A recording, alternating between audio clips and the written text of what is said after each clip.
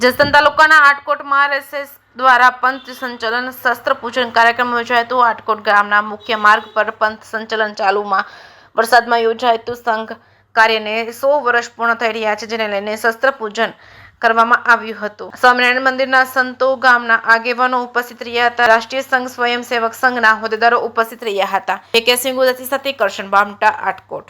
આજે આખા ભારત દેશની અંદર જ્યારે સંઘ શતાબ્દી વર્ષ સેવાના માધ્યમથી ઉજવાઈ રહ્યું છે, ત્યારે 1925 થી શરૂ કરીને આ સંઘની યાત્રા આજે 2025 ની અંદર 100 વર્ષ પૂરા કરી રહી છે। વિજયાદશમીના દિવસે 1925 ની અંદર જ્યારે આ સંઘની શરૂઆત થઈ, ત્યારેથી જેને સ્વયંસેવકોએ આ વસ્તુને જાળવી રાખી છે રાષ્ટ્ર સેવામાં, અને દરેક જગ્યાએ પ્રથમ હરોળમાં ઉભા રહીને રાષ્ટ્રીય સ્વયંસેવકના સ્વયંસેવકો શિસ્તબદ્ધ રીતે આજે આટકોટ ગામની અંદર લગભગ 2 કિલોમીટરની એરિયાની અંદર પથ સંચલન કરી ચાલુ વરસાદની અંદર શિસ્તબદ્ધ રીતે પથ સંચલન પૂરું કરવામાં આવ્યું છે।